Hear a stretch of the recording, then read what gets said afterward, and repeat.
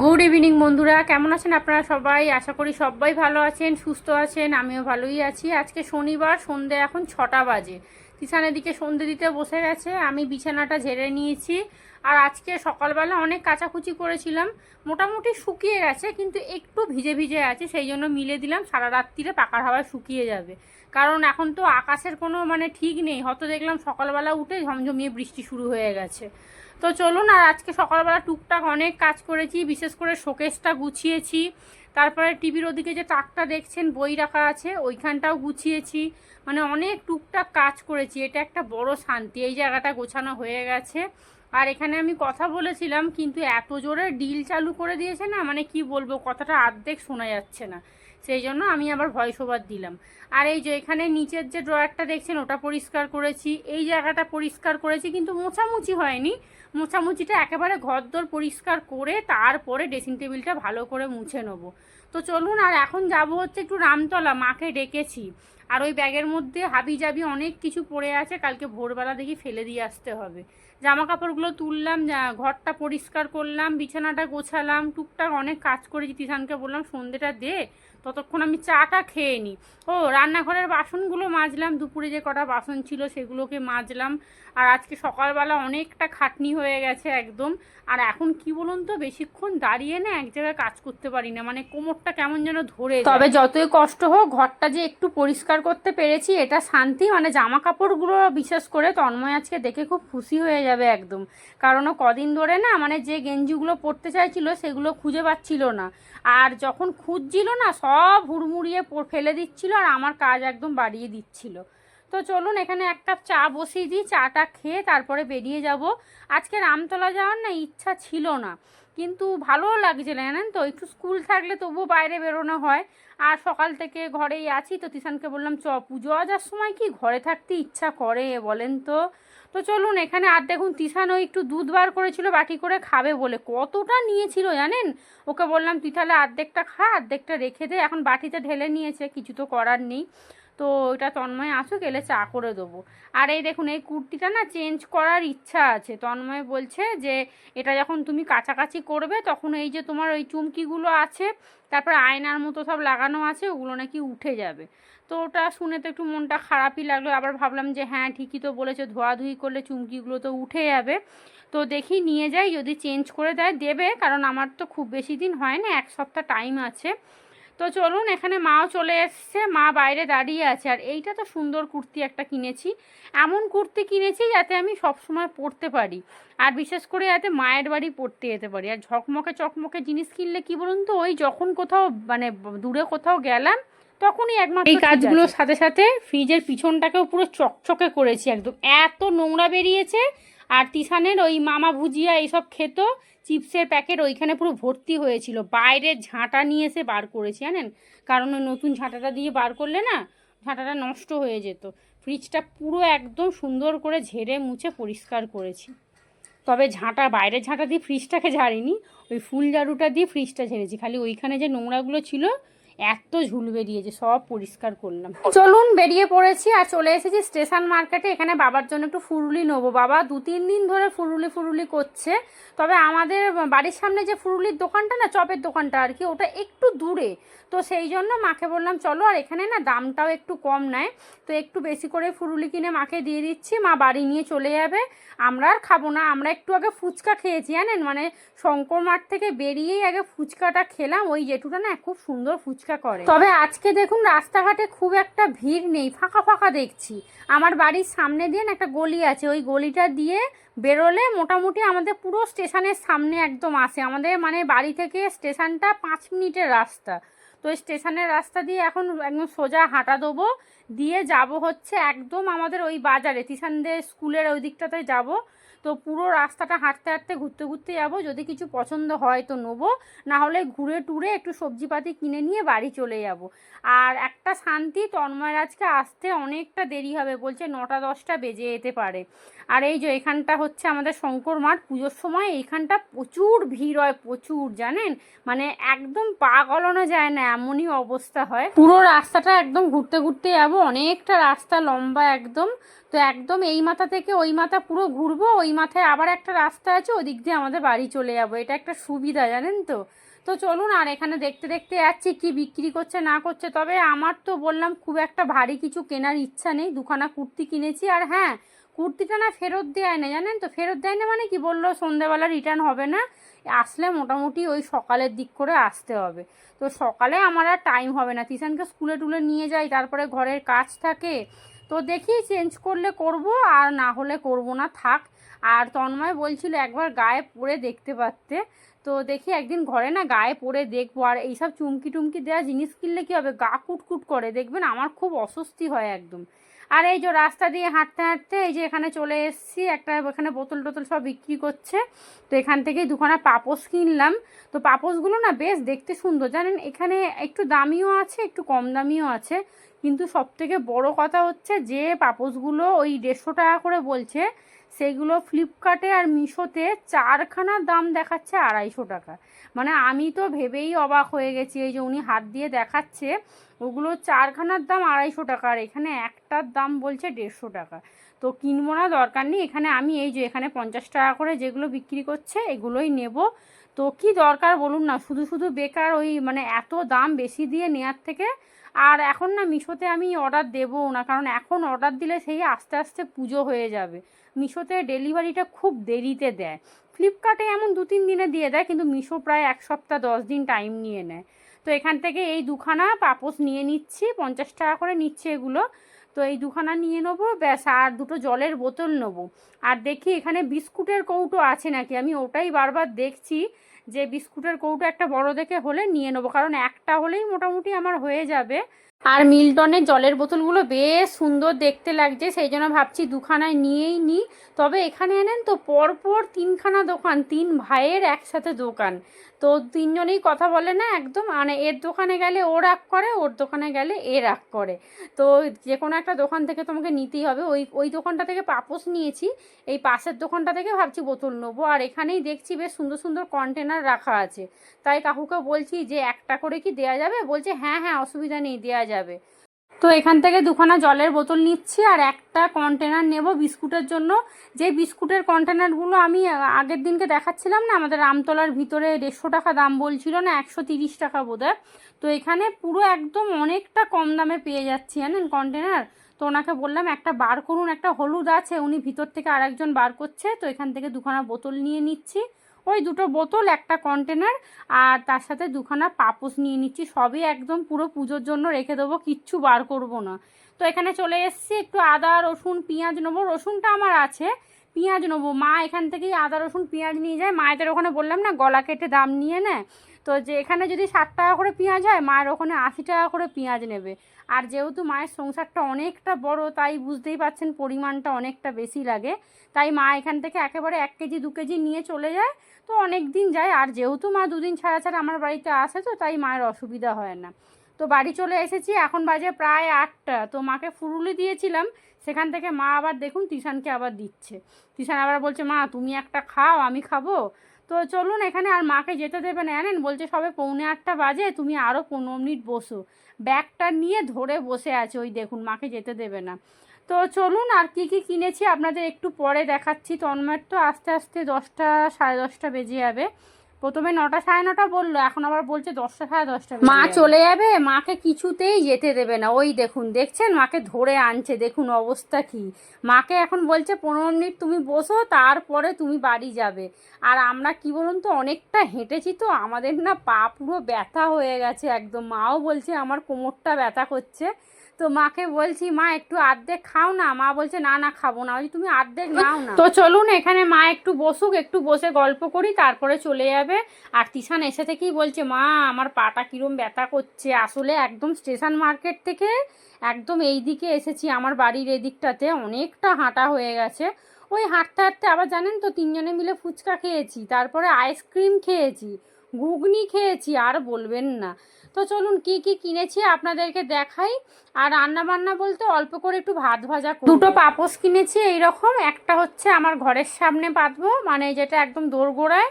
আর একটা হচ্ছে আমার একদম খাটের নিচটা, এই যে নিচে আছে দেখছেন, আমার কিন্তু একই রকমের, এই দেখুন নিচে একটা পাতা আছে।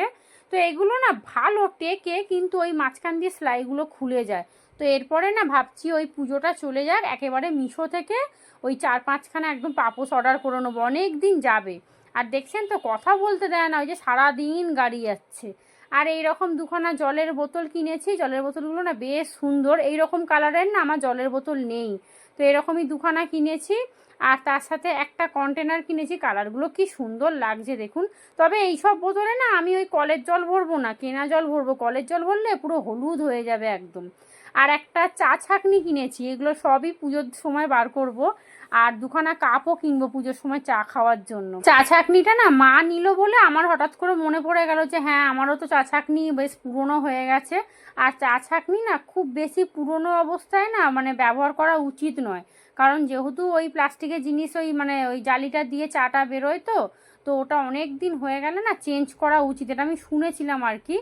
তো চলুন, এখানে একটা এরকম কন্টেনার কিনেছি। আর দেখুন কন্টেনারটা না প্রথমে হলুদটা বার করেছিল, তো এইটাই রাখা ছিল আর কি। তো আমি ওনাকে বললাম যে এগুলো কীরকম দাম আছে, বললো 70-80 টাকা দাম বললো।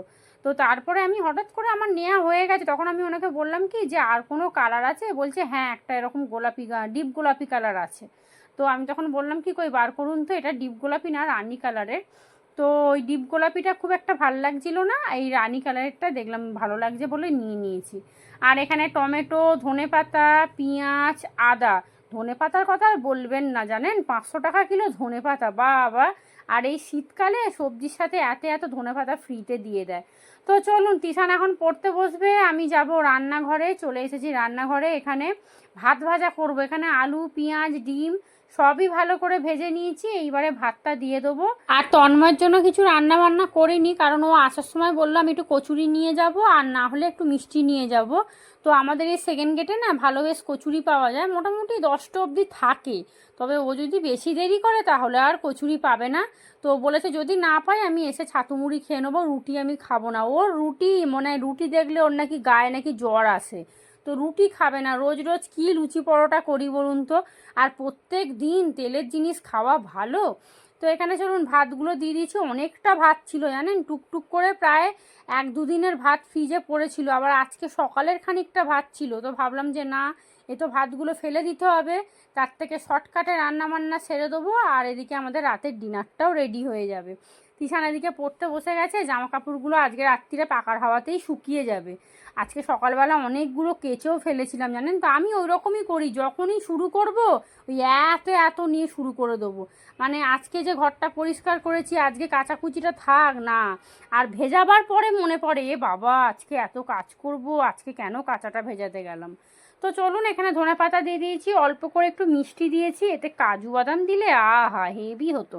কিন্তু আর বেশি মানে বাবা দরকার নেই, বেশি চাইলে না তখন দেখবো পাবোই না লাস্টে এটা। তো চলুন, এখানে ভাত ভাজা হয়ে গেছে, এখন ওই 9টা 10-15 হবে। তো একটুখানি বসে ফোন দেখবো, বিছানা করব, তারপর খাবো। তো চলুন ফিরে আসছি আবার পরের দিনকে সকালবেলা। পরের দিন রবিবার, মাংস টাংস কিছু একটা তো হবেই, আজকে আর মাংস কেনাও হলো না। গুড মর্নিং বন্ধুরা, আজ হলো পরের দিন সকালবেলা, মানে রবিবার সকালবেলা, এখন বাজে প্রায় 7:45। রবিবারে খুব একটা আমি 7:30 8টা করে উঠি না, আমার উঠতে উঠতে 8:30 9টা বেজে যায়। কারণ রবিবারে আমার রান্নার চাপ থাকে না, তারপরে বেলার দিক করে রান্না করলে হয়ে যায়, তন্ময় বেরোয় না, কোনো ঝামেলাই থাকে না।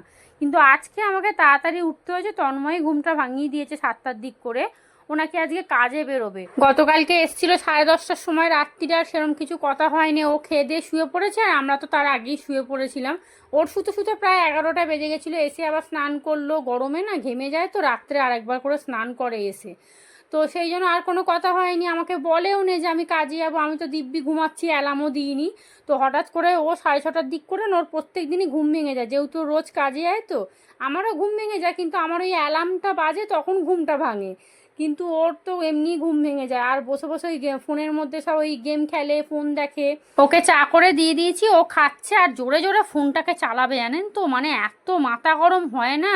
আর ওই শর্ট ভিডিওগুলো চালায়, আর ওই কমেডিগুলো দেখে, তো এত জোরে জোরে হাসবে না, যেন মনে হচ্ছে সেই সকালবেলা উঠে বোধহয় আমার ঘরে কেউ রাক্ষস ঢুকে পড়েছে। তো যাই হোক চলুন, কিছু বলি না, তো ওই বললে একবার একটু কমাবে, তারপরে আবার যেই কে সেই। তো এখানে আমার জন্য দুখানা রুটি করে নিচ্ছি, আর আজকে লিকার চা করেছি। আর ওই যে ওই একটুখানি ময়দা অবশিষ্ট পড়েছিল, এখানে দুখানা রুটি হয়ে গেছে। তবে এখন দুটো রুটি খাবো না, মোটা মোটা রুটি তো মানে খেতে পারবো না এত সকালবেলা। এখন একটা চা দিয়ে খাই, আর একটা রেখে দিলাম, বেলায় আরেকটু লিকার চা করে খেয়ে নেবো, ব্যাস, তাহলে ব্রেকফাস্টটা একদম কমপ্লিট হয়ে যাবে। আজকে কাজে আর আগে জিজ্ঞেস করলো কি রান্না হবে, আমি বললাম কেন মাংস হবে, বলছে দূর ওই প্রত্যেক রবিবারের মতো মাংসর ঝোল দিয়ে ভাত খেতে আর ভালো লাগছে না, আজকে একটু বিরিয়ানি করো। তো আমি আর কিছু বলিনি, কারণ বিরিয়ানিটা যেই বললো একদম তিশানো তো একদম মানে কি বলবো, মানে সঙ্গে সঙ্গে একদম হ্যাঁ হ্যাঁ করে একদম মানে ওকে আরও মাতিয়ে দিল। তো সেই জন্য আমি বললাম ঠিক আছে চলো তাহলে বিরিয়ানি করব। এখন 10:30 বাজতে যায়। এখানে মাংসটা আগে মাখিয়ে রেখে দিচ্ছে, পেঁয়াজ কুচিয়ে নিয়েছি, আদা রসুন কাঁচা লঙ্কা সব এই মিক্সির মধ্যে পেস্ট করে নিয়েছিলাম, সেই মশলাটাই দিয়ে দিচ্ছি। আর দেবো হচ্ছে প্রতিদিনের গুঁড়ো মশলা, আর দেবো একটুখানি বিরিয়ানি মশলা, সাদা তেল দেবো, দিয়ে ভালো করে এখানে আধা ঘন্টার মতো এই মাংসটা মাখিয়ে রাখবো। আর ওদিকে হাঁড়িতে কিন্তু আমি বিরিয়ানির চালটাও ভিজিয়ে দিয়েছি। আজকে তন্ময় নাকি উদয়নারায়ণপুরে গেছে, ওখানে নাকি খুব বন্যা হয়েছে, তো ওখানে কিছু খাবার দাবার দিতে গেছে। ওর মালিকের দুটো ছেলে গেছে, কারখানায় যারা কাজ করতো সবাই একসাথে প্রায় 8-10 জন মিলে গাড়ি করে গেছে। তো গাড়িটা তো ওকেই চালিয়ে নিয়ে যেতে হবে। তো আমাকে বলছিল সকালবেলা, আমি বলছি কী গো কোথায় যাবে, আজকে তো রবিবার। তো বলছে ওখানে সব বন্যা হয়ে গেছে, কিছু শুকনো খাবার দাবার সব রেডি করেছে। ওই জন্যই না গতকালকে রাত্রি 10:30 বেজে গেছে আসতে আসতে। বললো সব প্যাকেট প্যাকেট করে সব নাকি গুছিয়েছে, তারপরে কত খাবার দাবার কিনতেও নাকি গেছিলো। তো আমি বললাম কী কী দেবে গো, বললো বিস্কুট মুড়ি, তারপরে শুকনো খাবার দাবার আর কি প্যাকেটের মধ্যে সব নিয়েছে, চিনি, তারপরে বললো আরও ওই বাতাসা, বিস্কুটের প্যাকেট, ভাতও নাকি আছে বললো। যাই হোক, তো এরকমই নাকি প্যাকেট প্যাকেট করে সব নাকি দেবে। তো আমি বললাম সেটা কোথায়, বললো উদয়নারায়ণপুরে হয়েছে। তো ওই যাবে আর কি। তো বললো যেতে যেতে মোটামুটি 11টা কি 10:30 11টা তো বেজেই যাবে। তো বললো আস্তে আস্তে 2-3টে বেজে যাবে, তুমি রান্না করে রাখো, আমি এলে তারপরে খাবো। তো চলুন, রান্না বান্না এখানে অনেকটা এগিয়ে নিয়েছি, বাসনগুলোকে মাজতে হবে, রান্নাঘরটা পরিষ্কার করব। আজকে না বিরিয়ানির মধ্যে ডিম দেব, তো 3খানা ডিম সিদ্ধ বসিয়ে দিয়েছি, বিরিয়ানির আলুটা প্রেসারে বসিয়ে দিয়েছি। আর ওদিকে মাংস তো আমার মাখানো হয়েই গেছে। এখানে এখন আধা ঘন্টা থাক, এখন বাজে 11টা 5 এরকম। তো 11:30টার দিক করে রান্নাটা বসিয়ে দেবো, কারণ ও যদি হুট করে আসে না বিপদে পড়ে যাব। আর ওদিকে দেখুন একটা মিঠা আতর ছিল বালতির মধ্যে, আমি খেয়াল করিনি, আর একটা নিয়ে চলে এসেছি। বিরিয়ানি মশলা, তারপর একটু শসাও নিয়ে এসেছি একটু স্যালাড করব বলে। এখানে মাংসটা ভালো করে মাখিয়ে নিয়েছিলাম, সেই মাংসটাকে এবার কষিয়ে নিচ্ছি। আর যেহেতু টক দই দেওয়া আছে, তো খুব বেশিক্ষণ মাংস সিদ্ধ হতে লাগবে না, আধা ঘন্টার মতো তো এমনিই মাখানো ছিল। আর এদিকে বিরিয়ানির চালটাও বসিয়ে দিয়েছি, ভাতের মধ্যে না চালের মধ্যে দিয়েছি সাদা তেল, বেশি করে পরিমাণে নুন দিয়েছি, আর একটু গোটা গরম মশলা দিয়েছি, এই আর কি। তো চলুন, এখানে 1 কাপ চা করে নিয়েছি, একটা রুটি যে সকালে রেখেছিলাম সেটাকে এখন খেয়ে নেবো। পেটে একদম ছুঁচোয় ডন বৈঠক শুরু করে দিয়েছে, প্রচণ্ড খিদে পাচ্ছে, আর পরপর কাজগুলো করছি তো। তো চলুন, এখানে বিরিয়ানির জন্য ভাতটা একদম রেডি করে নিয়েছি, এদিকে মাংস রেডি, দেখছেন পুরো তেল তেল করে একদম মাংস করেছি। এই মাংসটা না কষা কষা খেতে হেভি লাগে ভাত দিয়ে। এখানে বাসন মেজেছিলাম, আবার কটা বাসন দেখছি পড়ে গেছে। ভাতটা বসিয়ে দিয়ে রান্নাঘরটা একটু পরিষ্কার করেছি, তার মাঝখানে কিন্তু কাচাকুচিও হয়ে গেছে, তবে স্নানটা এখনও করিনি, কারণ একেবারে বিরিয়ানি বসিয়ে রান্নাঘর পরিষ্কার করে তারপরে স্নান করতে যাবো। আর আজকে হেভি গরম লাগছে, রোদ উঠেছে না, সেই জন্য এখন মিলে দিই, তাহলে না মোটামুটি বিকেলের দিক করে তাড়াতাড়ি শুকিয়ে যাবে। আর এই যেখানে তিশান শুয়ে শুয়ে টিভি দেখছে, আর আজকে রবিবার না ভালো ভালো কার্টুন হয় জানেন। এখানে কালো ননস্টিক কড়াটা নিয়ে নিয়েছি, এটাই সব থেকে বড় কড়া, আর খুব সুন্দর বিরিয়ানি হয়, ছড়ানো তো কড়াটা বেশ সুন্দর করে সাজানো যায় আর কি। তো প্রথমে মাংস দিয়েছিলাম, তারপরে ভাত দিয়ে দিচ্ছি। আর ভাতটা না একটা খবরের কাগজ পেতে যদি পাকার হাওয়ায় রাখতাম খুব ভালো হতো, মানে এখন আমি ভাবছি, তাই তাড়াহুড়োর কোনো ব্যাপার নেই। তন্ময় ফোন করেছিল, তো বললো আমার যেতে যেতে 5টা 4:30 5টা বেজে যাবে, ও নাকি একটু আগে মানে ঢুকেছে ওখানে উদয়নারায়ণপুরে। তো বলছে এত জাম ছিল, আর পুজোর সময় না, সেই জন্য। তো চলুন, এখানে ভাত দিয়ে দিয়েছিলাম, বিরিয়ানি মশলা, কেওড়া জল, গোলাপ জল, মিঠা আতর, বিরিয়ানিতে মোটামুটি যা লাগে সবই দিয়ে দিয়েছি। একটা পার্ট হয়ে গেছে, এবার আরেকটা পার্ট করে নেবো, মাংস দিয়ে দিয়েছি। আর ভাগ্যিস জানেন একটা আমি মিঠা আতর নিয়ে এসেছিলাম, না হলে বোধহয় এইটুকু মিঠা আতরে হতো না। আর আমি বিরিয়ানি করলে একেবারে দুবেলারই করি, কারণ এখন এত খাটবো, তারপরে আবার রাতে রান্না, ওরে বাবারে। আর আজকেও সন্ধেবেলা একটু বেরোবার ইচ্ছা আছে, তো একটু ঘুরতে, মানে কেনাকাটি কিছু করতে যাবো না, একটু ঘুরতে বেরোবার ইচ্ছা আছে, এই আর কি। বড় কড়াটা মোটামুটি সাজিয়ে নিয়েছি, আর যে কড়াটার মধ্যে মাংস করেছিলাম ওটার মধ্যে বাদবাকি ভাতটা আবার সাজিয়ে নেবো, ব্যাস তাহলেই হয়ে যাবে। আর এই বড় কড়াটা না এখন আর ধরবো না, এটা একেবারে রাত্রিরে বা তন্ময় যখন আসবে তখন ওকে দেবো। ওই ছোটো কড়াটার মধ্যে যতটুকু হবে আমরা ওইটার মধ্যেই আমরা দুজনে মানে মা ছেলে খেয়ে নেবো আর কি। আর এই দেখুন মেজদার কত মাংস বেঁচে গেছে, ওকে আমি প্রত্যেক রবিবারই বলি যে দেখ আজকে মাংস খেয়েছি আবার মাংস খাবো, তো বলে মনা নিয়ে নে কী করবো আর কি বলুন তো। ওই পাশাপাশি লোককে দিলে না মহা বিপদ জানেন তো, মানে কি বলুন তো, খাবে খেয়ে আবার আপনারই বদনাম করবে যে আমরা কি চেয়েছিলাম নাকি, নিজেতেও দিতে এসেছিল, এই রকম মানে ব্যাপার স্যাপারের জন্য আর কাউকে দেয়া হয় না। তো আমার ফ্রিজে থাক, মাও তো ওই রকমই করে, আমার ফ্রিজে রেখে দেয়, যদি খায় খায় না খায় তো বলে তোরা খেয়ে নিবি। আর এখানে বেশ হাড় মাংসই আছে দেখছি জানেন তো, যেহেতু জানে আমরা সলিড মাংস খাই না, তো মেজদা এখানে আজকে বললো যে মনা আজকে না বেশ হাড় দেখেই মাংস আছে, তোরা একবার কষা করে খেয়ে নিবি। তো যাই হোক চলুন, এটা এখন ফ্রিজে তুলে রাখি, ভেবেছিলাম ধোবো কিন্তু আজকে আর ধোয়ার সময় নেই, এখন স্নান করতে যেতে হবে, 1:30 বাজে। আর ওইদিকে কাণ্ড হলো, মিটকেসের ভিতরে জানেন কতটা ওই দুধে ভেজানো কেশর পড়ে, সে তো আর এক অবস্থা, তাকে আবার ভালো করে মাজা ঘষা করে পরিষ্কার করে মুছতে হলো, এইসব তো এক্সট্রা সময় বলুন তো। আমি স্নান করে চলে এসেছি, তিশানকে ওই ঘরে খেতে দিয়ে দিয়েছি, তন্ময়টার জন্য বড্ড মন খারাপ লাগছে জানেন তো, বিরিয়ানি খেতে এত ভালোবাসে, বিকেলবেলা এসে কি আর ওরমভাবে খেতে পারবে। যাই হোক কিছু করার নেই। আর আজকে আমার দুপুরে লাঞ্চ মেনু গরম গরম চিকেন বিরিয়ানি, একটুখানি স্যালাড নিয়ে নিয়েছি, আর কাঁচা লঙ্কা ছাড়া আমি আবার বিরিয়ানি খেতেই পারি না। 2খানা লঙ্কা নিয়েছি দেখছেন তো, খেয়ে তো নিই, না হয় একটা গ্যাসের ওষুধ খেয়ে নেবো, কী বলেন। তো চলুন, এখানে চিকেন বিরিয়ানি রেডি হয়ে গেছে। আজকে না বিরিয়ানির আলুগুলো একদম বড় বড় করে দিয়েছি, তবে মাংসটা পরিমাণে একটু কম আছে, আমরা একটু কম কম করেই নিচ্ছি যাতে ওবেলা হয়ে যায়। আর তিশানকে তো ওই ঘরে খেতে দিয়েই দিয়েছি। তো চলুন তাহলে ব্লগটা এখানেই শেষ করি, আপনারা সবাই ভালো থাকবেন, সুস্থ থাকবেন, সাবধানে থাকবেন। ব্লগটা ভালো লাগলে চ্যানেলটা অবশ্যই সাবস্ক্রাইব করবেন। আজকের মতো সবাইকে টাটা।